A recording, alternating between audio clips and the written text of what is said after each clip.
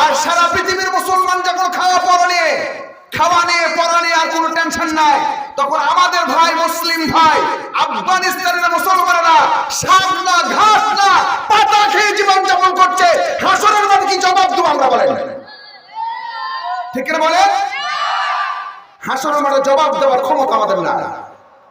যত নামাজ পড়েন, যত রোজা করেন, যত হজ করেন, যাকাত দেন, আল্লাহ যদি ধরে, ও পৃথিবীর মুসলমানেরা তোমাদের ভাই না খেয়ে মরেছে আর তুমি ইচ্ছামতো পেট ভরে খেয়েছো, জবাব দিয়ে জান্নাতে যাও। আছে উপায়? উপায় আছে? তাহলে আল্লাহর দয়া ছাড়া উপায়? ফিলিস্তিনের মুসলমানেরা ভাত নাই, রুটি নাই, কোনো খাদ্য নেই, খাচ্ছে আগাছা। আগাছা বোঝেন? আগাছা মানে কি বোঝেন আপনারা? যেগুলো আমরা ফেলে দেই আমাদের ধান বাঁচানোর জন্য, গাছ বাঁচানোর জন্য, যে সব আগাছাগুলো আমরা কেটে কেটে ফেলে দিই, ঝোপঝাড় থাকে না, এই ঝোপঝাড় গুলো বাজারে কিনে নিচ্ছে টাকা দিয়ে, নিয়ে এগুলো ঘাঁটি করে খাচ্ছে। সুবহানাল্লাহ বলবেন না? বুঝতেছেন কি পরিমাণ কষ্ট হলে, কি পরিমাণ মানুষের অসুবিধায় পড়লে, কি পরিমাণ মানুষের উপর অশান্তি নেমে আসলে এটা হয়। খাওয়া নেই, এই খাওয়া যে আকাশ মানে বাইরের দেশ থেকে সেখানে দিবে, সেটাও ঢুকতে দিচ্ছে না। কে দিচ্ছে না?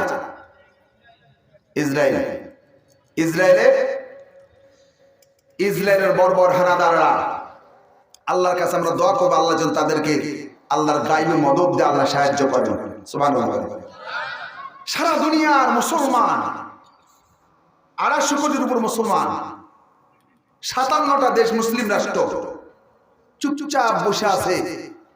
আর আমাদেরই ভাই মুসলিম ফিলিস্তিনের অসহায় এতিম দুঃখী যারা ঘাস খেয়ে জীবন যাপন করছে, এই বর্তমান আধুনিকতার সমাজে যে সময় মানুষ বলছে সারা পৃথিবী উন্নত, মডার্ন, আমি মনে করি মডার্ন না, কিছু ইসলাম আমাদের ইসলাম।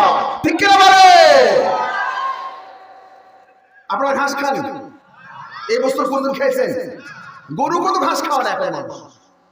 কি গরু ঘাস খায়? এখন খাইলে সুন্দর করে ঘাস লাগায় না, চাষ করে, ওই ঘাস নিয়ে আসে, ঘাসের সঙ্গে আরো খাদ্য মিক্সচার করে, কত রকমের খাদ্য, গম, ভাত, রুটি, এটা হেন তেন সব মিক্সার করে একটা গরুকে দেয়। যেটা গরুর খাদ্য ওটা তারা পায় না। আমরা আল্লাহর আদালতে কি জবাব দেব আমার জানে না। আল্লাহর কাছে কাঁদে, আল্লাহ বলেন, আল্লাহ আমরা তোমার গোলাম, আমরা তোমার অসহায় গোলাম, কিছু করার ক্ষমতা আমাদের নাই, কিন্তু আল্লাহ দয়া করে মেহেরবানি করে তোমার মদত আর তোমার কুদরতি ভান্ডার থেকে সাহায্য করো। সুবহানাল্লাহ বলেন।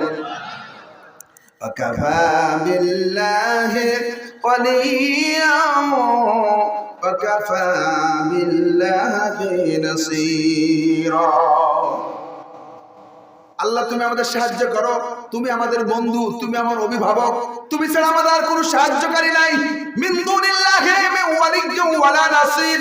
তোমার মতো বন্ধু আর তোমার মতো সাহায্যকারী আসমানের জমিনেও নাই। ঠিক কিনা বলে?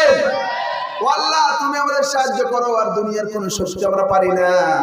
আল্লাহ দয়া করে মেহেরবানি করে তোমার দয়া রহমত আমাদের দান করো। সুবহানাল্লাহ। দেখেন হামাস, হিজবুল্লাহ, হুতি, কয়টা বাহিনী? হামাস, আবু ওবায়দা নামে একজন তাদের সৈনিক, যিনি ওই লিডারি দায়িত্ব পালন করেন, তার বক্তব্য শুনে ইসরায়েলের সমস্ত সৈন্যের মাথা ঘুরে গিয়েছে। তিনি বলেছে আমাদের জীবন চলে যেতে পারে, আমরা জীবন দিয়ে দিতে পারি, কিন্তু আমাদের রাষ্ট্রের ক্ষমতা, আমরা আমাদের রাষ্ট্রের ভৌমত্বে 1 ইঞ্চি তোমাদের ছেড়ে দেব না। ফিলিস্তিনের মুসলমানেরা সামনে রমজান মাসে 3য় স্থানে, সেটি আপনারা জানেন যে স্থানটা আমাদের পূর্বের কেবলা ছিল বাইতুল মাকদাস। ঠিক কিনা বলেন? এই বাইতুল মাকদাসের এই মসজিদে 3য় স্থান পৃথিবীর সকল মুসলমানদের ধর্মীয় স্থান এটা, যেখানে নামাজ 1 ওয়াক্ত নামাজ আদায় করলে 25,000 নেকি আল্লাহ দান করবেন। ওখানে সীমাবদ্ধতা দেওয়া হয়েছে, বেশি লোক নামাজ পড়তে পারবে না, রমজান মাসে বাধ্যতামূলক করা হয়েছে।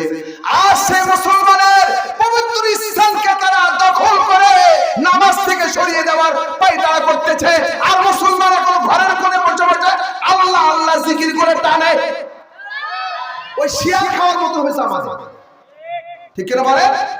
একটা লোক শিয়াল খেলা অপরাধের কারণে পিছনের কাতারে নামাজ, সারাদিন ঘুষ খায়, সুদ খায়, আর অন্যায় করে, জুলুম করে, হক নষ্ট করে, এরপর বলে আমার মতো আল্লাহর জমিনে কোনো বান্দা নাই।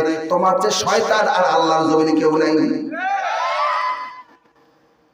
তাহলে হক কার?